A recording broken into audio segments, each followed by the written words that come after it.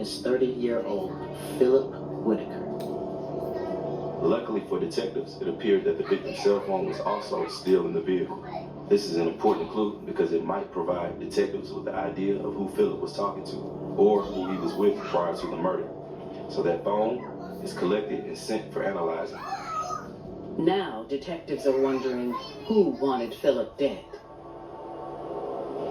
As detectives start to question people at the scene, they learned that around 1 a.m., witnesses heard shouting from outside. It sounded like two men were arguing over money. One man was wearing a mask, and one witness saw the masked man pull out a gun and shoot Philip.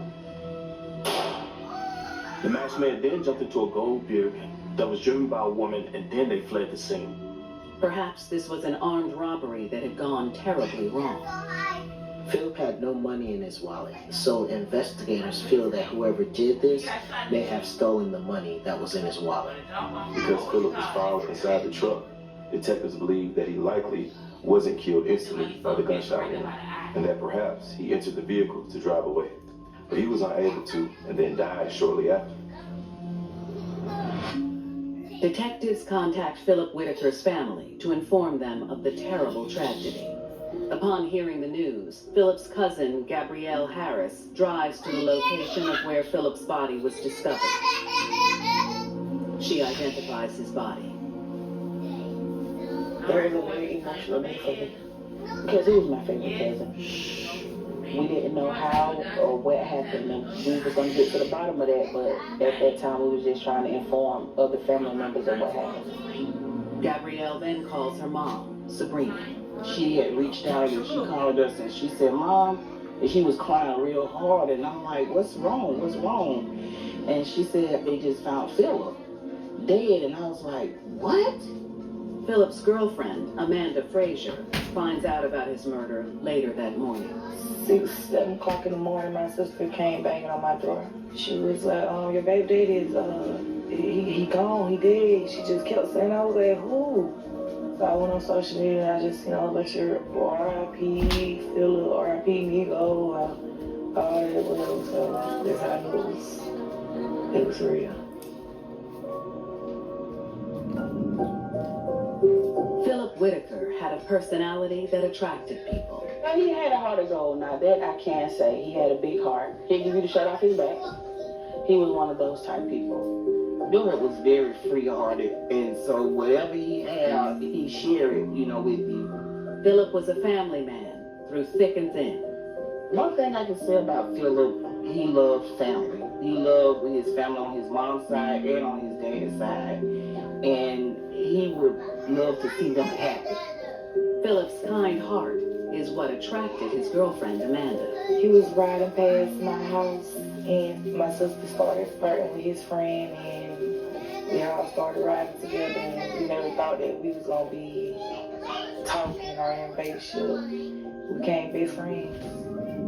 Philip and Amanda had an on-again, off-again relationship throughout the years. But that all changed in 2011 when Amanda became pregnant with his baby. Philip was nonchalant. He didn't talk. He didn't really open up. It took a lot for me to get something, just a small conversation out of Philip. He started talking more, let me in more. He was happy to be a daddy. I ain't never seen a side of him like that before, so that's what I mean when I say he opened up more. When Philip was 22 years old, Amanda gave birth to their daughter, Sabrina. He was so happy when he first seen Sabrina. Being a father changed Philip. He did everything he can for her. He went over and beyond for her.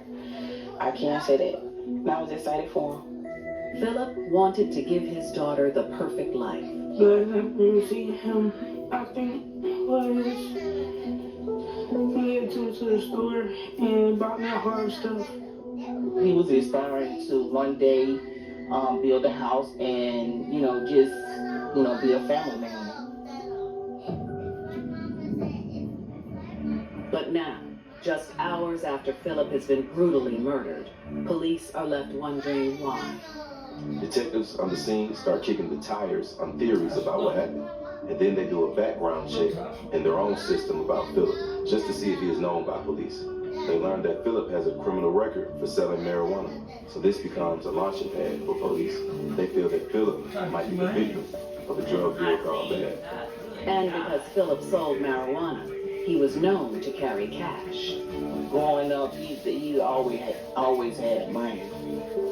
Well, he only sold marijuana because, you know, that's a way to feed the family. He didn't believe in, you know, working a 9 to 5, quick money. He felt like that was the quickest way to, you know, feed his family.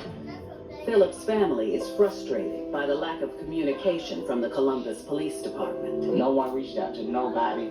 So I think I'm just going to have to take it upon myself to reach out to them and see what they're going to do. But we need to get on the ball because this don't make sense. It's like, don't nobody know nothing. But unbeknownst to Philip's family, detectives already have a key suspect in the murder. At the police station, forensic investigators have processed Philip's cell for information. When police analyze his cell phone, they find a very important clue. In Philip's messages, there's a correspondence from a woman named Sheree Threadgill.